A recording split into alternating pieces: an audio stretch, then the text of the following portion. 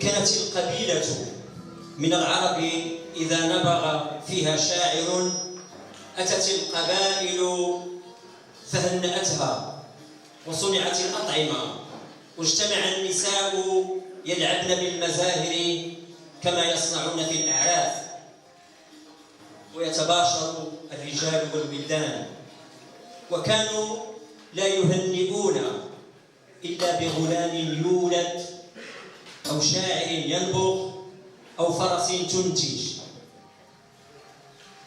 فإذا كان حال العرب في الجاهلية هو هذا الاحتفاء بالشاعر عندما يصيبه النبوغ، فماذا سنفعل بشاعرتنا اليوم؟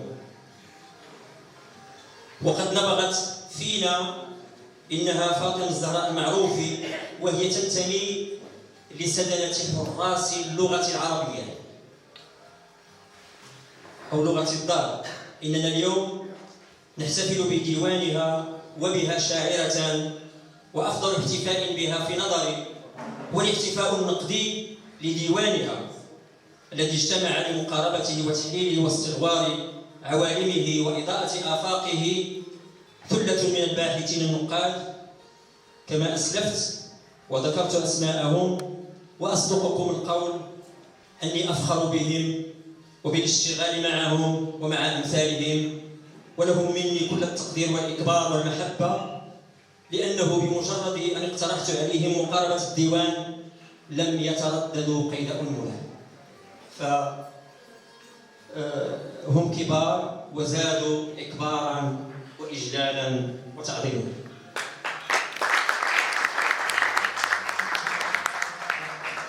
سأبدأ بمداخلة الأستاذ دكتور حسن بن عيش الأمراني، وهو أستاذ مادة اللغة العربية في التعليم الثانوي التأهيلي، وأستاذ باحث حاصل على درجة دكتوراه من كلية الآداب والعلوم الإنسانية بفاس، تخصص اللغة العربية، عضو اللجان العلمية لمجلتي الإصباح وتوازن، عضو في العديد من الجمعيات الثقافية الوازنة. من إصداراتهم النقدية الكتاب الأول موسوم بالنبراس الساطع في نقد القرن الرابع، والكتاب الثاني عنوانه أشهر الأبيات الحكمية في متون وأشعار عربية. له عدة مشاركات في كتب جماعية وملتقيات أدبية، وهو أيضا من خدام وسندة لغة الدار، فله المجال. بسم الله الرحمن الرحيم، وأفضل الصلاة وأزكى سلامي على سيد الأولين والآخرين. تحية لكل الحاضرين بالاسم والرسم والصفة، وأعتذر إن لم أذكر أسماءكم وصفاتكم، فلكم مني كل المودة الصافية والتقدير الغالي على حضور هذا الحفل البهيج. عنونت مداخلتي بومضات من شعر نسائي متمرد، قراءة في ديوان تقاسيم على مقام ثار الشاعرة فاطمة الزهراء المعروفة. يقع ديوان تقاسيم على مقام ثار للشاعرة فاطمة الزهراء المعروفة في 14 صفحة من القطع المتوسط، يصدر بإهداء صيغ بماء الشعر ودوبج بشفيف اللغة وعطر البلاغة والمجاز. يليه تقديم رجل من طينة الشعراء بل من جهابذة هذه الصناعة إبداعا ونقدا، السيد إبراهيم الهويلي، فلا يعرف نقد الشعر واكتشاف تضاريسه وخباياه إلا من دفع في مضايقه، ولا يؤخذ الشيء إلا من مصادره. يضم الديوان بين دفتيه 35 قصيدة، بدءا من قصيدة للتراب حنينه وانتهاء بقصيدة همس الأكحول. على الواجهة صورة امرأة تكتحل بدموع الغزال وحمامة بيضاء رمزا للسلام، في الأعلى وعلى شريط أحمر اسم المبدعة فاطمة الزهراء المعروفة، وفي الأسفل على شريط مماثل التجنيس الأدبي الشعر، وعلى الخلفية صورة الشاعرة ونبذة من سيرتها ومقطع من تقديم الشاعر والناقد الهويلي. عندما تكتب المرأة وتنساب في بحار الإبداع قصة، رواية أو شعرا أو غيرها من الأجناس الأدبية الأخرى، تضع في مقدمة أهدافها تأنيث اللغة وإخضاع ضمير المؤنث لعملية النبش والحفظ. تطاوعها اللغة فتشرع في فتل المجازات والحبك والتشفير والترصيع، وهي تعي أن أول ما تواجهه هي الذات القلقة المتشظية في مجتمع ذكوري متصدر. تنقل فعل الكتابة من مستوى ودرجة التدني إلى مستوى الندية. يقول نزار قباني: إذا كانت الحضارة أنثى والثقافة أنثى واللغة أنثى والشجرة أنثى والثورة أنثى، فلماذا ينفرد الرجال بالسلطة؟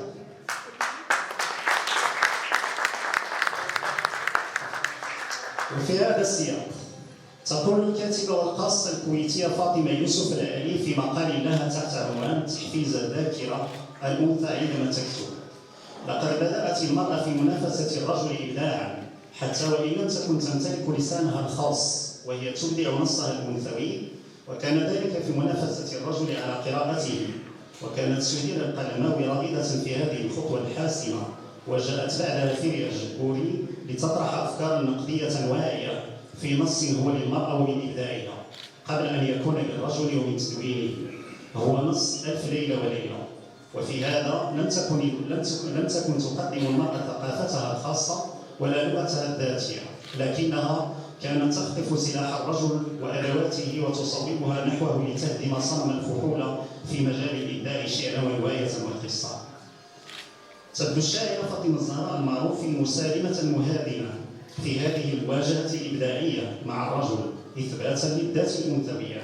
لا أدل على ذلك الرمز والأيقونة السيميائية على واجهة الديوان، حيث حمامة بيضاء تستعذب أن تحط على العاتق الأيسر للمرأة. ويفسر هذه الهدنة لسانيا قول الشاعر في أول قصيدة لها بالديوان المعنونة للتراب حنين: يا مودعا بلا إذن حمائمي، يا غائبا عن عيني وفي الفؤاد مثواك، كيف السبيل إلى ضمة تحيي ورودي، كيف النوم وقد عز علي لقياك. وتقول من نفس القصيدة: سأساوم في الشوق لك عودة، وأناجي في الآفاق مداك. صفحة 14. كما تقول في قصيدة خروج صفحة 35: وأنا مع حمائمي وبساتيني وآفاقي وأنهاري أبني أسفي على مشارف التمني. تهدل يا حمام الأيك فوق غصن محموم، من قصيدة خطاب إليه صفحة 42. لكنه هدوء يسبق العاصفة، تفتح على عقبه دفة حرب حامية الوطيس. تقول الشاعرة: الحرب لك هو النصر لي. صفحة 17. صوتك إزميل وبطشك تمثال يا جلادي. صفحة 85. وأفردت قصيدة خاصة هي قصيدة نيرون الجديد. صفحة 99. تعلم يا نيرون كيف تشطف أنفتك عن مرايا مائها كي لا تتصحر رجولتك. تعلم يا نيرون كيف تجود التاء تبجل نون النسوة في ثنايا حروف الأبجدية. يتأرجح فعل الكتابة لدى الشاعر المعروف بين البوح والانكسار وتمزق الذات من جهة، وبين مواجهة الآخر أي الرجل من جهة أخرى، وهي في ذلك لا تختلف كثيرا عمن سبقناها إلى ساحة الإبداع، وربما عمن سيأتينا لاحقا من الكواتب والشوارع أيضا. يقول شوقي بدر يوسف في مقال له بعنوان كتابات المرأة وهواجسها: تكمن في خصوصية الكتابة الأنثوية جوانب عديدة يبثها سعي المرأة المبدعة إلى إعادة صياغة واقعها المعيش من خلال وجهة نظر أنثوية تحمل طبيعتها الخاصة وتؤسس فيها لعرض هواجسها الذاتية وعالمها الخاص بكل ما يحمله من هموم وقضايا وإرهاصات يفرضها الحال والواقع. وكتابة المرأة دائما تحتل من ذاتها موقع المواجهة مع هذه الذات، كما تحتل أيضا موقع المواجهة مع الآخر باعتباره الشريك المقابل في العقل والقلب معا. تقول الشاعر من قصيدة نادى لو صفحة 20: أتماهى مع وله الفيافي تسوح في واحة شطاراتي، أنا بدر وبحر ليل ناقة أناخت تحت ظل انكساراتي، ماذا لو نفخ في الصور بأسي؟ ماذا لو عفى الدهر عن طلل وتفتقت عن شرود زهيراتي؟ 29. كما الحال في قصيدة النداء: وعلى عروش العنب تربع فوق ذرى شموخي قلب كسيح يغازل السكار في عتمة الربيع ينسج من خيوط تنهدات أوهن البيوت يؤذن في أسق الهوى حي على الهجر حي على الرحيل. أمة أضحيت في سجن خواطري بعض عقلي يكبلني ونصف قلبي وثلث مخاوفي وربع خلقي شربت ماء العين من عطشي ومن شبق شربتني أشعاري. صفحة 39. ببسمة موال شطاراتي ألثم شحوب الياسمين وأحصي في زقاق فكر خطوي وهل غير مسك فخر الغزال.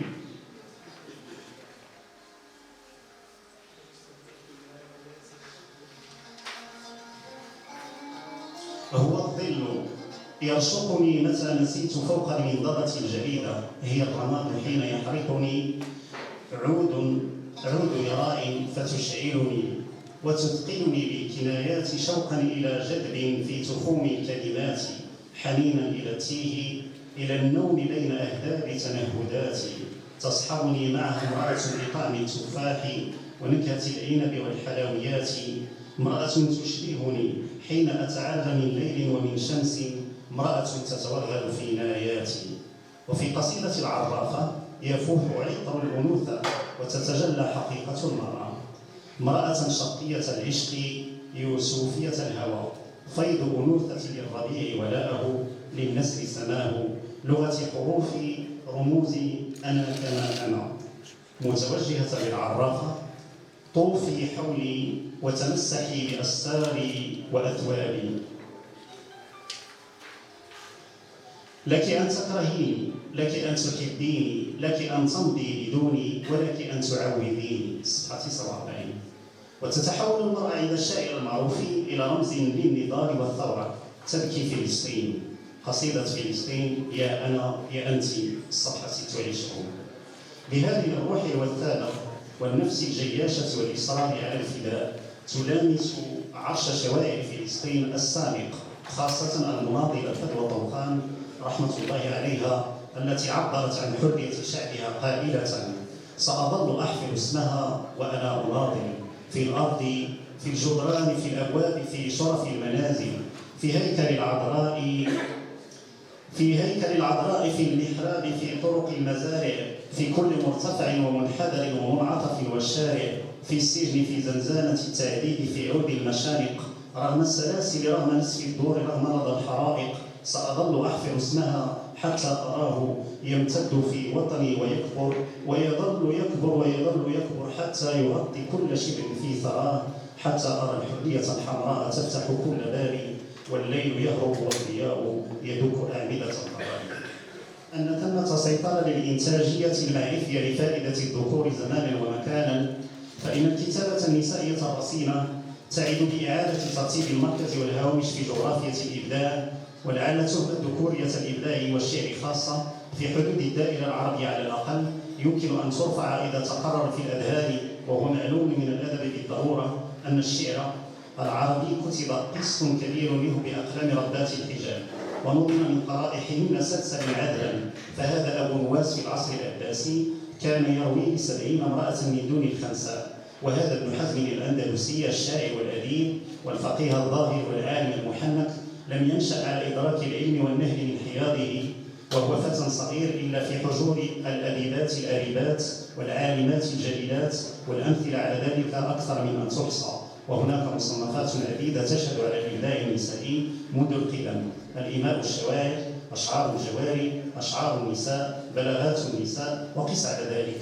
ثم أن يرتفع الشعر العربي والقديم منه على وجه التحديد بالمرأة إلى درجة التقديس فهي تتربع على ناصية القصيد في المطالع والمقدمات الطللية والغزلية وما وقوف الشاعر العربي على الطلل وسرد رحيل الحبيب الممد إلا دليل على كون الديار من غير المرأة خراب وقفر بعد أن كان حضورها يمده بكل أسباب الحياة وأجل معانيها. تقول رشيدة بن سعود المرأة لم تكن مصابة بالعقل الأدبي والصمت الإبداعي الذي توصف به أحيانا ليس خاصية جوهرية محددة لكينونتها. وتقول أيضا: يبقى فعل المرأة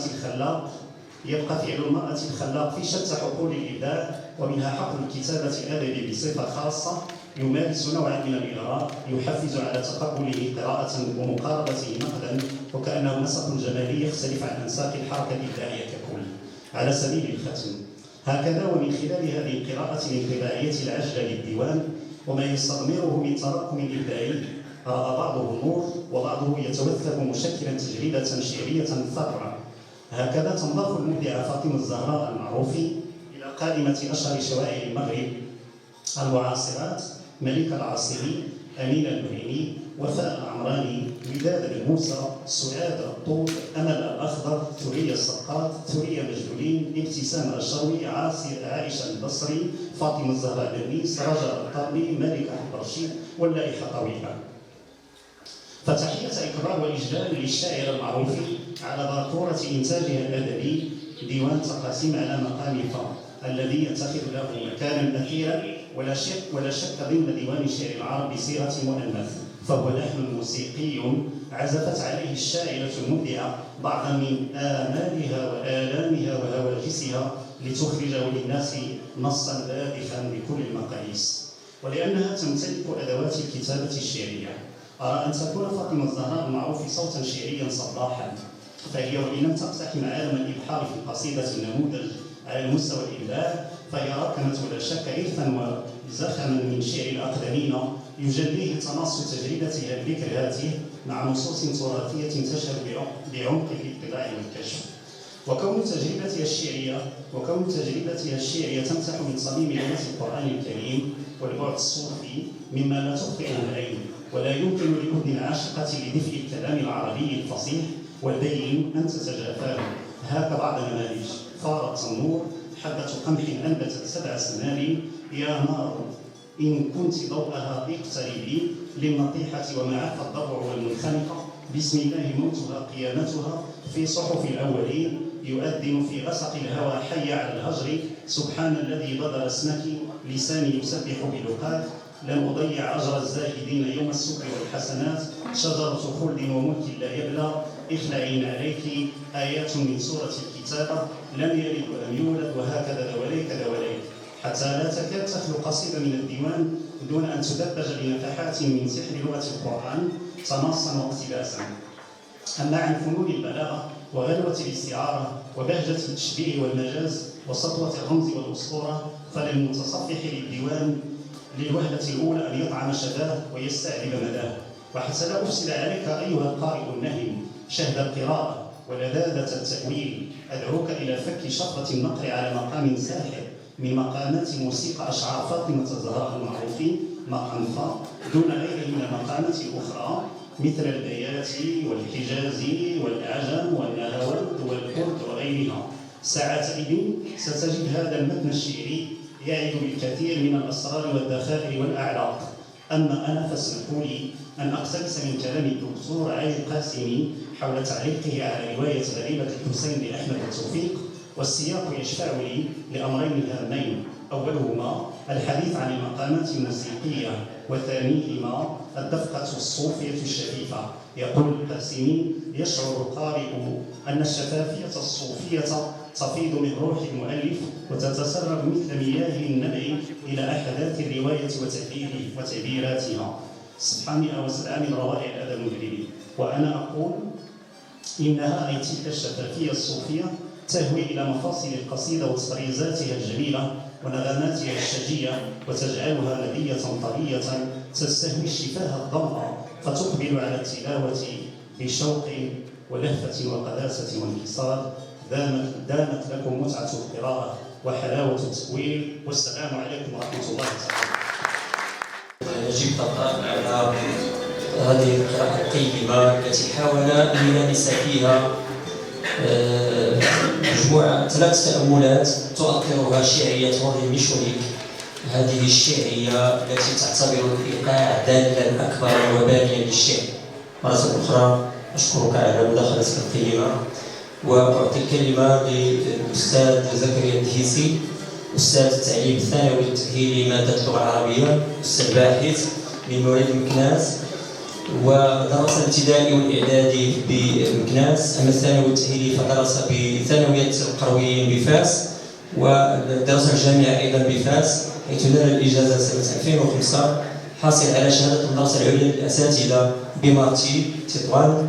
راكم تجربة تربوع عن 17 سنة في ميدان تدريس اللغة العربية بكل من مديرية تالودات ومديرية الحاج. له العديد من المشاركات المختلفة في ندوات علمية ولقاءات تربوية وأدبية. له المجال. بسم الله الرحمن الرحيم. الصلاة والسلام على أشرف المرسلين وعلى آله وصحبه أجمعين. أيها الحضور الكريم، السلام عليكم كل باسمه وصفته. تجدني في غاية الحضور والسرور، وأنا أمنح فرصة التواجد ضمن هذا الجمع المبارك الكريم، ومن باب الاعتراف بجميع أهل الفضل أتقدم بالشكر والامتنان لكل من كان له الفضل على إقامة هذا الحفل الأدبي المائز الذي يحتفي بالأدب والفن وأهله. إنه حفل يمنحني فرصة التكلم من وحي المناسبة توقيع المولود الشعري للزميلة الأستاذة الفاضلة فاطمة الزهراء المعروفي، والتي يجمعني بها المسمى الوظيفي. هذا الديوان الشعري الذي يشي بأنها كانت مرهفة إلى الشعر منذ زمن ليس بالقصير، ولعلها ستستمر في هذا الإبداع بعد أن خبرت قوانينه وامتلكت مفاتيحه. فهذا الديوان وإن كان هو الأول فهو قد استوى ناضجا من كل جوانبه الفنية والموضوعية. ارتأيت أن أشارككم بهذه القراءة البسيطة، وقبل أن أبدأ سرد بعض تفاصيلها التمس من عقلكم المتنوع أن يتقبلها مع ما قد يعتريها من نقص أو زلل يقتضيه إيجاز المقام. وسمت قراءتي لهذا الديوان في شعرية هذا الديوان من خلال نقطتين. النقطة الأولى وهو بناء القصيدة أو هيكل القصيدة في الديوان، والنقطة الثانية هي في شعرية الرمز. يعني على سبيل التقديم التعبير عن لحظة انفعال وتفاعل وتجاوب مع العالم والوجود والأفكار الجامحة يولد دائما ضغطة شعرية، على اعتبار أن الشعر وسيلة تسمو بأرواحنا وحياتنا، ويسمح لها بإطلاق العنان للعواطف والأحاسيس المتدفقة عبر شريان الكلمة الموزونة المتأججة بما تحمله من حزن أو فرح، والتي تخرج عبر الموسيقى والخيال. فالشعر يحملنا على بساط الريح من الظلام الحالك إلى النور. إنه لغة الصور يصور ما لا نستطيع وصفه في أيام من الآخرة. ولا يخفى عليكم أن عديد الأصوات تعالت معلنة اليوم على أن زمن الشعر قد فات، وأن العصر الذي نحياه أدار وجهه لهذا التعبير الشعري الذي يعتمد على صدق الكلمة الموزونة المفعمة بصنوف الجمال الرمزي والتعبير، أمام زحمة المنتج السردي وتنوعه وقدرته على استمالة المتلقي واستخراجه بلغته النثرية السلسة. ونحن لا ننكر عظمة وقيمة هذا الإنجاز الأخير، غير أن ما نشاهده من أقلام شعرية يافعة وأصوات تأخذ نغمتها وألحانها من الكلمة الشعرية تجعلنا نطمئن إلى أن ما قيل عن فوات زمن الشعر لهو قول باطل، إذ بين الفينة والأخرى تطل علينا منجزات شعرية تحفل بالثراء الفني والجمال والمضمون. فالشعر كيان يرفض الجمود حتى لو كان جوهره من ذهب، وينبذ الارتكان للسكون حتى لو كانت يد الأحلام تنسج له حدائق الوقت. إن الشعر الحقيقي هو رفض وتمرد وحركية في داخل هذه العناصر، وبواسطتها تعيش القصيدة وتتنفس، ونصيبها من الحياة المشروعة في وجدان الإنسان. في هذا السياق يأتي صدور الديوان تقاسيم على مقام للشاعرة المبدعة فاطمة الزهراء المعروفي، إنه باكورة شعرية جد ناضجة إن على المستوى الفني أو المضمون. امتزجت فيه قصائد الوجدان السلف مع قصائد الفكر والتأمل في انسجام غريب وفق إيقاعات ودندنات تقاسيم، ألحان حرة مرتجلة تعزف كما هو معلوم على آلة موسيقية عربية موزونة على مقام فا الذي يدل على تتال لعلامات موسيقية وفق أبعاد وقواعد موضوعية، الذي يختلط بخلاجات خاصة بالذات الشاعرة فاطمة الزهراء المعروفة. موسيقية هنا تظهر الشعرية في عنوان الديوان. مقام فا نغمة خاصة بموازين حياة مفعمة بالطابع الصوفي والمثالي والجواني. نلحظ ذلك من خلال تمازج عجيب بين قصائد الديوان التي تتوالد وتتعالق وتنمو من أجل أن تعبر عن البعدين الذاتي والجمال. هذا الديوان ينقل إلى عموم القراء وفق حجة إبداعية تخيلية تمتح من مرجعيات مختلفة ثقافية، تاريخية، فكرية لبلوغ غرضها المنشود، ألا وهو إقناع العقل وإمتاع العقل. يضم الديوان 112 صفحة وهو من الحجم المتوسط، به 35 قصيدة تتراوح بين الطول والقصر، وقد صدر في طبعة أنيقة فضلا عن اشتماله على إهداء وتقديم للشاعر والناقد الكبير إبراهيم خويجي. كما يضم هذا الديوان قصائد عديدة ومتنوعة في مواضيعها، فهناك القصائد الوجدانية العاطفية وقصائد الهوية الممزوجة بالقومية والقصائد التأملية الخاصة، بيد أن الرؤية العامة في الديوان تتألف من بعدين أساسيين: البعد الذاتي والبعد الغيري، وهما يمتزجان معا امتزاجا عضويا بارعا، الأمر الذي ضمن لهذا المنزج الشعري درجة عالية من النضج والعمق والتكامل. نسعى من خلال هذه المحاولة في قراءة هذا الديوان أن نبحث في أوجه شعريته وفنيته، والتي تجعله قادرا على بسط مكانته في الساحة الشعرية المغربية عموما والكتابة النسائية على وجه الخصوص. في شعرية هذا الديوان، الشعر في حقيقته سعي دائم لاقتناص المعاني والقيم، وهذا السعي علو من الحس إلى الروح مرورا بعوالم النفس العجيبة التي هي مراتع الشعراء ومواقع أنسهم. فهو بهذه الصورة أشبه بدائرة إبداعية ينتقل فيها الشاعر من مرتبة إلى أخرى ومن نقطة إلى التي تليها، ولكل مرتبة قوانينها، وبحسب إحكام هذه القوانين يختلف الشعراء وتتباين لغتهم وتتباين أشعارهم لغة ونغما وبناء. وإذا كان من الشائع المستقل أن القراءة الموضوعية تبقى نسبية إلى حد ما، وأن القراءات تتفاوت في وفائها للنص، وأن البحث عن قراءة بريئة تامة الوفاء هي كالبحث عن غراب أعصم كما يقول القدماء، فإن من حق هذه القراءة البسيطة الماسحة للديوان أن تناوش وتحاول أن تتناول هذه النصوص الشعرية في محاولتها للبحث عن مواطن الشعرية فيها. ألف: بناء القصيدة في الديوان شبه محكم. نقصد ببناء القصيدة وحدتها الموضوعية أو النفسية، وقد تفضي هذه الوحدة إلى وحدة عضوية أحيانا. لقد كانت قصائد قلاع رملية، آيات من سورة الكتابة، لك ما لك وللصفاء، شبه مبعثرة، كانت أشتاتا أشبه بالخواطر التي تتقارب حتى تكاد تلتقي حينا وتتفاوت حتى تتباعد وتتناهى أغلب الأحيان. لعل قصيدة ملي، وهي من أطول قصائد الديوان، خير مثال للقصيدة المبنية بناء شبه محكم.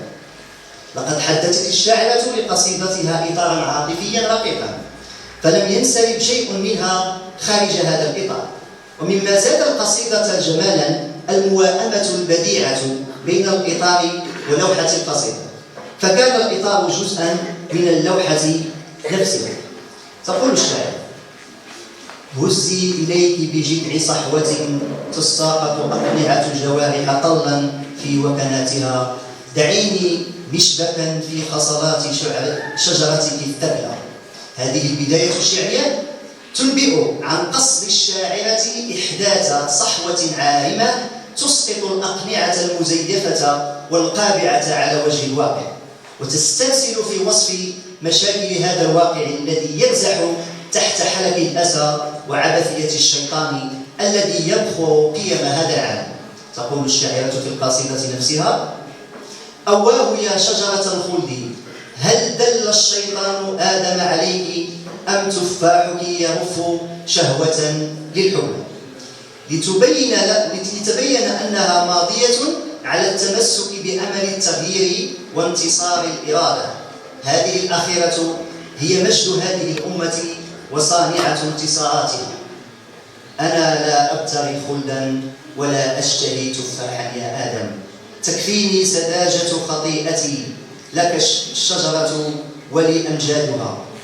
من لي بسجن يحتوي جموح عبق الأقاع، يلجم النسيم في رياضي، يسمع الموتى زغاريد الورد فوق قبورهم وتغريد. لقد تأسس هيكل القصيدة على ترتيب منطقي تحاول فيه الشاعرة مشاعرها تجاه مأساة الواقع والحضارة عبر الاسترسال في استدراج الذاكرة الثقافية، محاولة خلق توازن بين الماضي والحاضر تحقيقا للاستقرار المنشود. ولنسق مثالا آخر لقصيدة شعرية محكمة البناء، وهي قصيدة بعنوان امرأة هي، حيث تقوم القصيدة على خيوط التساؤل التي تمسك بخيوط القصيدة وتمنعها من الانفلات والتجزع، بحيث يظل صوت المثنى والثنائيات التي أحسنت الشاعرة توظيفها عبر طول القصيدة إطارا حاكما لوحدة النفس الشعري المس. تقول الشاعرة في مطلع القصيدة: هي الياسمين المزهر في رفوف الدفاتر، هي الأحمر في سنا بدر تعرت له سنبلات. وتقول في وسط القصيدة: أأمضي قبل أن تذوب قطعة السكر، أأغفو قبل أن تصحو في حضرة الشوق عظات. حيث تمضي أغلب قصائد الديوان في هذا النسق الموضوعي ووحدة عضوية لها قوانينها الشعرية الهيكلية الضابطة. ولا ريب في أن الهيكل هو أهم عناصر القصيدة وأكثرها تأثيرا فيها، ووظيفته الكبرى أن يوحدها ويمنعها من الانتشار والانفلات ويلمها داخل حاشية متميزة. ولا بد من الإشارة إلى أن الموضوع الواحد لا يفترض هيكلا معينا، وإنما يحتمل أن يصاغ في مئات من الهياكل بحسب اتجاه الشاعر وقدرته الفنية والتعبير. المحور الثاني: شعرية الرمز في القصيدة. لم يفارق الرمز الشعر العربي على امتداد تاريخه، ولكأن الرمز والشعر صنوان، بل هما كذلك حقا.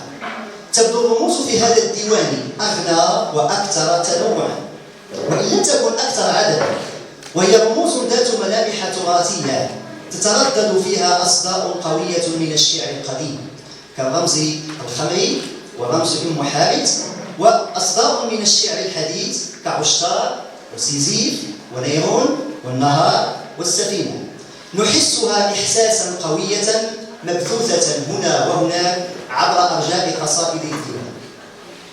في قصيدة بعنوان خمريات يبرز الرمز الخمري المرتبط كما نعلم جميعا بالشعراء القدامى، سواء النساك أو الماجنين. أكثر ملجأ للتعبير عن خلجات الذات، حيث النشوة الناتجة عن الثمالة تتيح للشاعرة إمكانية التأمل بشكل يبعث على الحيرة والتساؤل. تقول فيها الشاعر: عروش العنب إذ تدلت يا سكرة الفؤاد، يا أسف العناب، قل لي متى تسحرت، متى تشقق ضعفي. لتكتشف الشاعرة أن هذا الانتشاء استفاقت منه على وهم، وهو واقع الاستباحة والظلم الذي يعيشه الواقع. تقول الشاعرة مبينة هذا الاستفهام: هل أنت وهم أم أنت ظلي في بابل مدامتي، أبحت حماها فاستباحت مباسمها التسلي. كما توظف الشاعرة رمزا آخر في هذه القصيدة، توظف الشاعرة رمز عشتار في قصيدتها عشتار والقيامة. وإذا كانت عشتار هي إلهة الحب والجمال والتضحية في الحرب عند البابليين، فإن توظيفها بجوار القيامة أي البعث والحياة مجددا لا يصب في معنى هذا التعبير الرمزي الذي تتغير الشاعرة فيه تحقيق هذا المعنى، غير أن هذه الرغبة الجامحة في التغيير تصطدم بصلابة الواقع، مما يجعل إمكانية البعث والقيامة أمرا صعبا، وهو ما تشير إليه الشاعرة بقولها: هيهات هيهات أن يحيا وطني بعدي، هيهات هيهات أن تحييك قبلة يا عشتار. ومع ذلك تصر الشاعرة على دعوة عشتار إلى المجد عبر الموت على طريق الحق: أدعوك إلى شجرة خلد وملك لا يبلى، وهو ما سيكتب لها الخلود والذكرى الطيبة في أنفس الناس، ولينثرن التاريخ لذكرى آهات بائلة. أما في قصيدة نيرون الجديد فتوظف الشاعرة رمزا تاريخيا يحيل على حاكم روما الطاغية الذي عاث فسادا فيها عبر إحراق المكان روما وإحراق أناسها، وهي بذلك تتناص مع إحدى قصائد الشعر المعاصر في توظيف دلالة هذا الرمز، وهي قصيدة معروفة للشاعر الفلسطيني محمود درويش: نيرون مات ولم تمت روما، لتستمد الشاعرة منها رمزية الصمود والتحدي الذي لا يمكن أن تقهره سلطة نيرون، فالظلم لا يكون صوته إلى الأبد، ولا بد للقيد أن ينكسر وللحق أن ينتصر. تقول الشاعر: تعلم يا نيرون كيف تشطف منفة عن مرايا مائها كي لا تتصحى رجلة، والماء جداول الانتظار. فرمز الماء يشير إلى القوة التي ستطهر الأرض من شر نيرون وسلطته وتقهر تمدده في نشر ظلمه فوق الأرض. تعلم يا نيرون أن الخب إذ يقامر بصدر الإماء في الهوى حضارة تبيد إذا أظلم يسرى. ولعل في محاورة الشاعرة لنيرون تذكير له بقانون القوة للحق. ومن الواضح أن هذه الرموز الموظفة بكثرة في الديوان والتي أشرنا إلى حضور بعضها ودلالتها لا يعبر عن قدرتها على الإيحاء لدى المتلقي بعد أن أحسنت الشاعرة توظيفها ومحاورتها، ولم تترك لها فرصة الجفاف لكثرة تداولها في الشعر العربي، فموهبتها الشعرية أهلتها لخلق طاقة إيحائية جديدة ومستمرة لا تعرف النور. على سبيل الختام يمكن القول إن الشاعرة من خلال هذا الديوان تملك تجربة فنية قيمة تستحق أن يحتفى بها، ففي قصائدها نزعة جمالية تختزل فكرة الكيفية لا الكمية، وهي متسلحة جيدة بأدوات التعبير والسياق. إنه شعر متدفق من شلال وجداني لا يمكن أن يكون الشاعر مبدعا ومؤثرا دونه. إن الشعر الحقيقي هو الذي يأخذك عنوة باتجاه الشمس حاملا سيفه في وجه مشدان حرية الذات الفردية والبوح بممكنات الحياة والغوص في المجهول. إنه شعر دافق الشعرية يتموج عبر الطرقات المظلمة قصد إنارتها بمصابيح الأمل. إنها رسالة الشعر كفن قادر على حمل طموحات وأفكار الشاعر. أختم بملاحظة بسيطة، وهي أن قصائد هذا الديوان التي بتت مفروشة على بياض نجدها تمتزج بصيغة موسيقية جميلة. وإذا كان الشعر هو موسيقى الزمان على حد تعبير سكاكي، فإننا نحس أن الشاعرة في ديوانها تمتلك طاقة شعرية موسيقية وهاجة من خلال قدرتها على اللعب بالكلمات، وهذا ما يستدعي التفكير في دراسة الديوان من هذه الزاوية الإيقاعية. السلام عليكم ورحمة الله.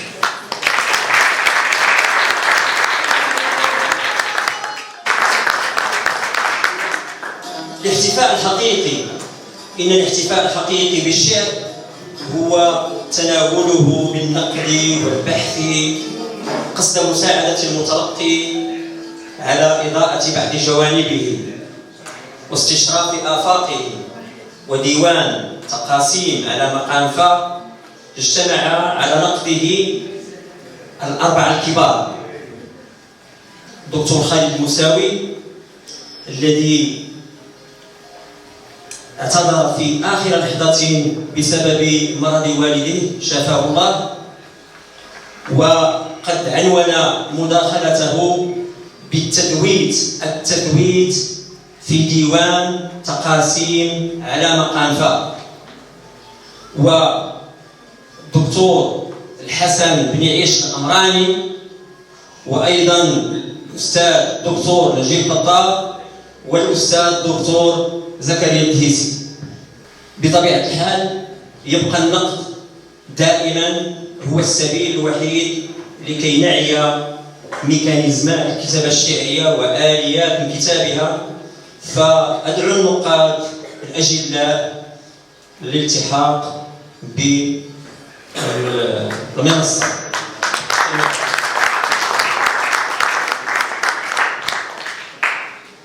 خير، صباح الخير حضور الكريم، سعيد جدا بوجودي معكم في هذه الصبيحة الشعرية الأدبية الثقافية بامتياز. سعيد في الحقيقة لأمرين اثنين: أولا لأن الدعوة قدمت من طرف الأستاذ عزيز علي شخصيا، الأستاذ إبراهيم قويشي، هذا الرجل الذي ما فتئ يقدم إسهامات جليلة للشأن الثقافي في المغرب على المستوى الإبداعي الذي هو مجاله وتخصصه الأول: الشعر، الأدب، الثقافة، وأيضا من خلال المساهمة في إخراج مجموعة من الملتقيات الأدبية والثقافية على المستوى الوطني والدولي. السعادة الثانية لأن هذا ديوان شعر، فنحن نعلم أن هناك هجرة وقعت كبيرة جدا من الشعر إلى الرواية تأليفا ونقدا، فلأنه ديوان الشعر أحسس بأنني منذ زمن لم أقرأ ديوان شعر. ديوان الشعر الأستاذة ناقشته من خلال مقاربة هنري ليشونيك الكاتب والمترجم الفرنسي، الذي يعتبر على أن ما أحوجنا إلى أن نعود إلى الشفافية مرة أخرى، ما أحوجنا إلى أن ننفصل عن كتابيتنا التي جعلتنا انقيادا تاما ودائما وصارخا إلى كل ما هو موروث فنيا، كل ما هو قواعد فنية موروثة عن القديم. وهذه الشفافية هي ما تحاول الكاتبة أن تتمسك به لكي تصنع إيقاعها الخاص.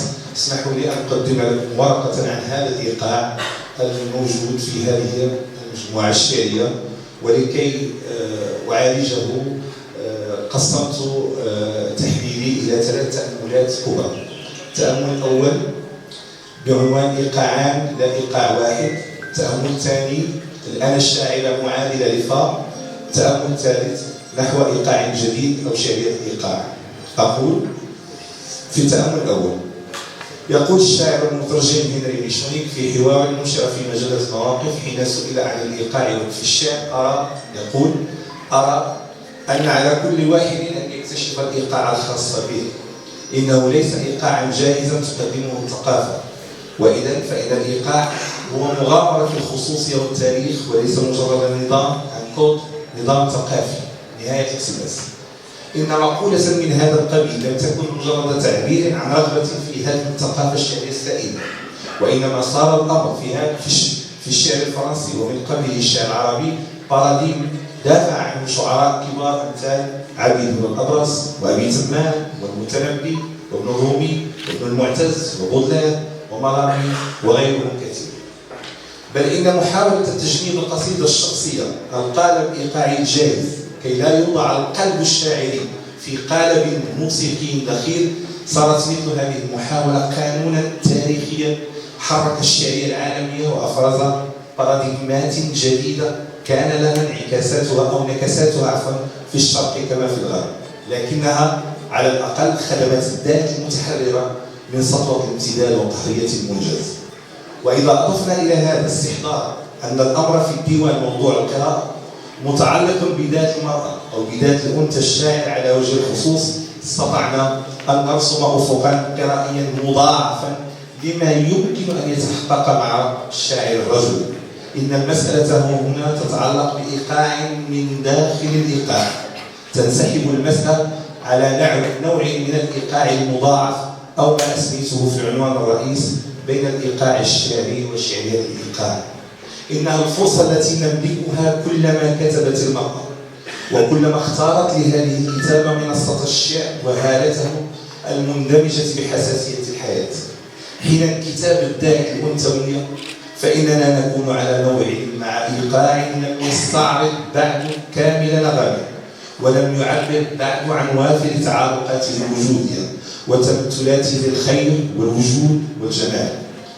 تكتب المرأة شعرا لتنضم إلى حركية الشعر وحركية تجديد في هذا الإيقاع الأول، ثم تميط اللسان عن إيقاع داخلي فريد تام هو إيقاع المرأة الذي نحتته كينونة خاصة ما زالت تقاوم حتى اليوم في سبيل المزيد من التأويل الأنثوي للعالم.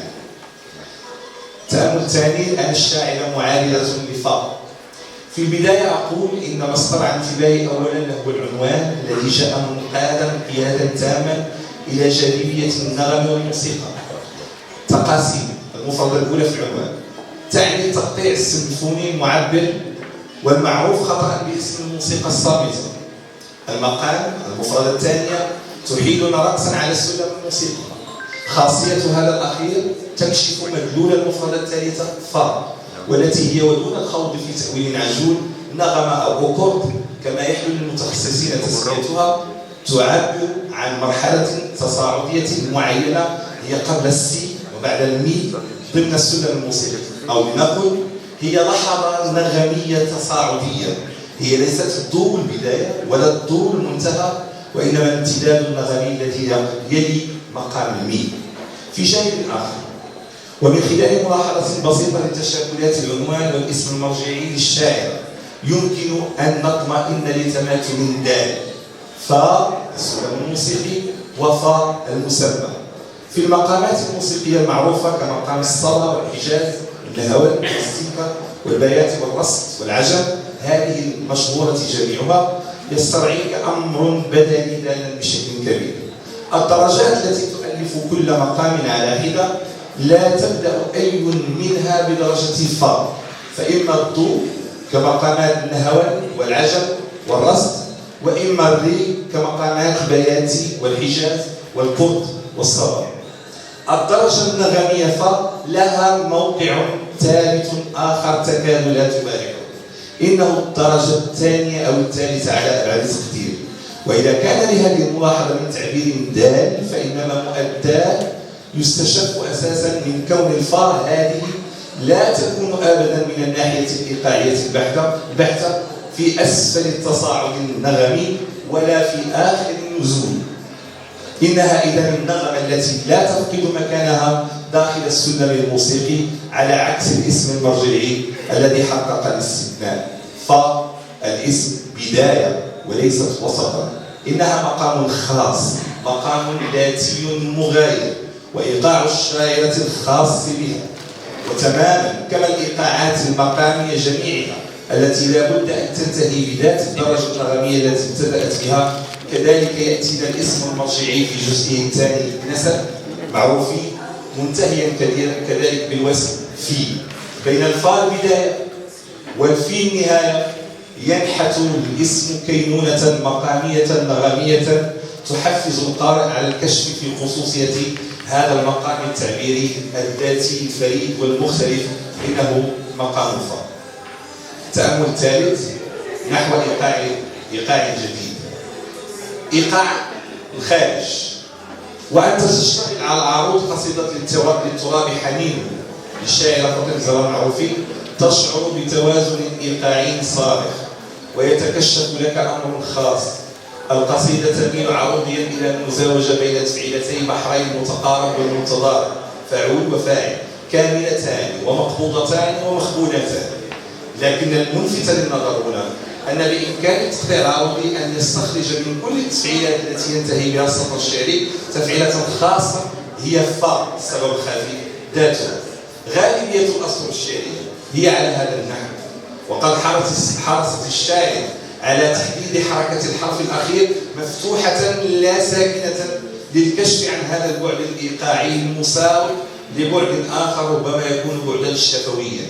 غالبية الأسطر الشعرية إذن تنتهي بتفعيلة غير مكتملة، ونقصها هنا في الغالب هو لصالح واسم إيقاعي واحد ومتفرد هو فا. إننا هنا بالذات إنما نكون أمام تجاوب واضح بين منجز ثقافي إيقاعي مولود وبين إيقاع داخلي وجد كيف يعلن عن نفسه من خلال قافية الأسطر المتتابعة من أول القصيدة وحتى آخر أسطرها. مخاطب الشاعر هنا لا ينفرد بالقصيدة لا معنى ولا إيقاع، إنه يكاد يكون مجرد حامل للمعنى والإيقاع معا، إنه المرسل بتعبير علم السرد. لذا غلفته الشاعر بمدود قوية من قبيل مدود النداء يا، ومدود الكلمة لقياك نداك ذروات إلاك نواك.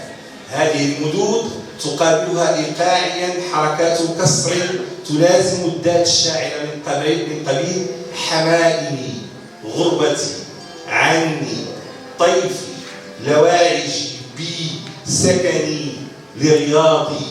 الحالة الوحيدة التي أعلنت الذات عن خروجها التوري من بوتقة مخاطبها كانت عندما ذكرته بمكانة الأنثى حضارة وقيمة وحبا. هل لقيس غير ليلى حضارة، وهل أقطع عراك سوساو في الشوق لك عودة وأناجي. إن المقابلة الإيقاعية هنا غير خاصة بهذه القصيدة فحسب، بل إن جل قصائد الشاعر بوح من داخل إيقاعها الخاص. الذات الشاعرة تسكن إيقاعها الخاص الذي من خلاله تنفذ إلى موضوعها. المخاطب راحل، لكن الذات قوية مستمسكة بالممكن وبالشعر إيقاعا ومرجعا. ولعل من أبرز أوجه هذا الحضور الضروري الطبيعي للإيقاع أن نجده مترسبا في اختيارات العنوان التي نعرف أنها في الغالب الأعم اختيارات يتقاسمها الواعي واللاواعي. في القصيدة التي وسمتها الشاعر بعنوان مثنى نعثر على ما يثبت هذا الطرح. نقرأ مع الشاعرة قصيدتها لنجد أواخر الأسطر الشعرية تنتهي على النحو الآتي: مرتين، ركعتين، خطوتين، عينين، قطعتين، لوزيتين، وردتين، نفحتين، وهل المجر. الأكيد والحالة هذه أن استجابة الشاعرة إلى حساسية قوامها التناغم المطلق وإيقاع التثنية إنما يحيل إلى بحث عن فرادة النص باعتباره ظاهراتية الحس الشعري لديها. الإيقاع هنا وبعبارة أخرى تعبير عن نوع من أنواع الضرورة. وباقترابنا أكثر من الصورة الشعرية التي شكلت القصيدة رؤيويا يمكننا القبض على طبيعة هذه الضرورة. المثنى الذي تنتهي به القصيدة إيقاع أعلى بتعبير ميشونيك، لا يؤسس الصورة فحسب، بل إنه هو الصورة ذاتها. تقول الشاعرة: وفوق رفاك قلال تورق تأوهات خرائط مفاتيح غيب وملوك أمنيات يهدي الموت فيك وردتين، الأولى لي والثانية لك، والبعث لنا يا صاحبي لك منه العطر ولي نفحتين. في هذا المقطع تبدو مفردة وردتين نغمة موصلة إلى النغمة التي تلي نفحتين من خلال رابطة منطقية هي الأولى لي والثانية لك والبعث لك يا صاحبي. ذات الأمر يتكرر في مقطع آخر من القصيدة. تقول الشاعرة: أما آن لي أن أخرج مني، أن أمحوني، أن أختار بيني وبين طفلتين، هذه لي وتلك لي، فمن منهما رسمت على التفاحة قطمتين. هنا أيضا نجد أنفسنا أمام تركيب موسيقي وظيفي، حيث توصلنا مفردة طفلتين إيقاعا ودلالة إلى مفردة أخرى من ذات النسق الموسيقي قطمتين. هي إذن تركيبة إيقاعية خاصة تستجيب لمخيال قادر على دمج الموسيقي بالدلالي، دمجا قويا قادرا على تشكيل حساسية الشاعر تامة غير منقوصة. هذا الدمج والتثنية الأخرى بين الدلالي والموسيقي يكاد يشكل شعرية الإيقاع الكبرى المشكلة لشاعرية الديوان. في شطرة تالية للقصيدة السابقة بعنوان مرايا الماء نجد الشاعر قد اعتمدت على قافية مزدوجة عمدت فيها إلى التنقل من قافية مرسلة قوامها أسطر 4 أولى إلى قافية مركبة عند راويه الدال للموصول بالكسرة. تقول الشاعرة: متعطشة أنا إلى نبع عذبي، أين القلة؟ أين الكأس؟ أين الجرة كي أروي بأسي؟ لن ألمسك أيها الماء الصافي، لن ألمسك بيدي، أرى فيك وجهي، لم أكن أعرف أني جميلة إلى هذا الحد. الواقع أن اللحظة النرسيسية هنا تستعيد خطها التاريخي لفائدة ذات أنثوية قررت أن تشكل موقفها الأنثولوجي في استقلال تام عن تاريخية الذات النرسيسية الذكورية. الذات الشاعرة تنتقل من قافية الإرسال غياب القافية وكأنها المعادل الموضوعي للحظة ما قبل اكتشاف الماهية، جميلة إلى هذا الحد، إلى قافية مركبة: لن ألمسك بيدي، لم أكن أعرف أني جميلة إلى هذا الحد. التركيب الإيقاعي هنا هو ذاته لحظة التركيب الجدلي بتعبير هيجل، حيث الذات تصل إلى فكرتها المطلقة، إلى المعنى الذي يعبر عن كينونتها الخاصة. يمكننا إذن والحالة هذه القول إن شاعرية الكثير من نصوص الديوان إنما تمتح حضورها البارز أولا وقبل كل شيء من دمج الإيقاع بالدلالي، بدءا بإيقاعية الفاء بوصفها وسما إيقاعيا خاصا يعبر عن ارتباط القصيد بذات الشاعرة، ومرورا على ترابط الفريد بين إيقاعية العنوان وإيقاعية الدلالة والموسيقى النصية، وصولا إلى إيقاعية الصورة التي تنحت وسمها من خلال الاستجابة إلى منطق الوجدان أو انفعاله الخاص. سأختصر قليلا لأصل إلى آخر فقرة وهي إيقاع الصورة. أولا لنؤكد على أن الديوان يتوفر على صور شعرية عديدة يمكن أن نسمها بالأصالة والفرادة. تقول الشاعرة في قصيدة بعنوان مثنى: أما آن لي أن أخرج مني، أن أمحوني، أن أختار بيني وبين طفلتين، هذه لي وتلك لي، فمن منهما رسمت على التفاحة قطمتين. حري بنا في هذا المقام من التحليل أن نلفت الانتباه إلى مفهوم الفرادة كما نتبناه هنا. إنه شيء مختلف عن السبق، إنه تركيب. بهذا الصدد تؤلف الشاعرة 3 خطوط تصويرية في خط واحد. الخط الأول هو خط الرغبة في الخروج من الذات، الثاني هو خط الاختيار بين الذات والذات الأخرى، الثالث هو خط الفعل: من منهما رسمت على التفاحة قطمتين. إن مثل هذه الصورة المركبة هي ذاتها مفهومنا للفرادة، والذي نستلهم فيه مقالة مالرمي الشهيرة: أنا مركب جزء سنتاكسي. التركيب هو ذاته فرادة الصورة الشعرية العليا، ولعل هذا ما نجده حاضرا بشكل ملفت للنظر عند الشاعر. في سياق نصي آخر تقول الشاعرة: يا نسر لونك، يا نسر حلك، يا نسر ها مقام ميلادك، اخرج من عشقك لملم شتاتها، أراني بي شاردة في مجازاتي، وأنا في النحو عالقة بيني وبينها. ابسط جناحيك يا نسر، إن الرضا لولا الأرانب ما الحسن زانها. صورة مركبة أخرى نحتت بفيض شعري لا يخفى بناؤه وإيقاعه على أذن السامع وعين القارئ الحصير. إنها بنائية الصورة النسائية بامتياز، حيث تهدي مخاطبها المذكر النسر لحظتان تشعرانه بغرور وزهو جارفين قبل أن تسلب منه كل ذلك في لحظة ثالثة تقول فيها إن الرضا لولا الأناني ما الحسن زانها. لحظة تركيبية تنهي فيها الشاعر جدل العاطفة لصالحها، متجاوزة عنوان القصيدة التي ضمتها هذه الصورة قيود. إنها قيود المذكر لا قيود الأنثى.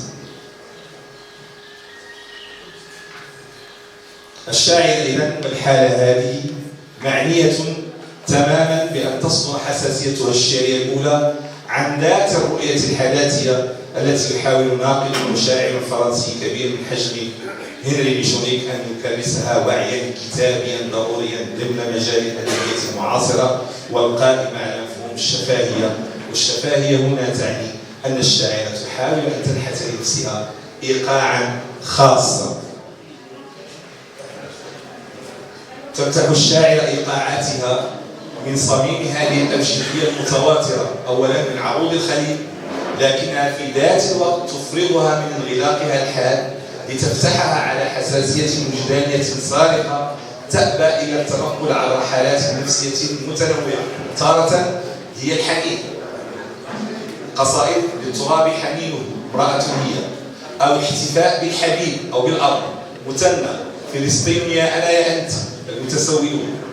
الترقب والتمني مرايا الماء، ماذا لو، سلاما، العرافة، جنازة ورقة، آيات من سورة الكتابة، سد، أو شعور الانتشاء، نداء، خمريات، أو الكبرياء، لك ما لك، ولي الصفاء، خروج، أو شعور الحب، عادات، خطاب إليه، ما لي سواك، سهد النجوم، همس الأقحوان، أو الرثاء، عباءة قمر، عشطار والقيامة، صدر ولحم، أو التمرد، كتاب، قيود، غرابيب، رغوة وزبل، قلاع رملية، شطار، مليل، نيرون الجليل.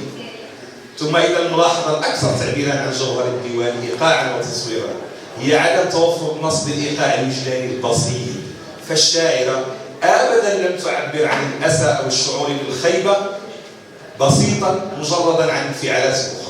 غالبا ما تجد الخيبة وقد غلبها الحنين، أو الخيبة وقد غطاها الاحتفال، أو الخيبة وتحول انتشاء، أو الخيبة وقد قهرها كبرياء الشاعرة الرافض لكل ميزان، أو الحزن الجميل الذي صار حرقا، أو الحزن لفقد عزيز فأصبح نساء عظيما، أو الألم الذي تراكب والتمرد. باختصار تلك الخاصية التركيبية هي ما يميز ديوان تقاسيم على مقام الشاعرة فاطمة.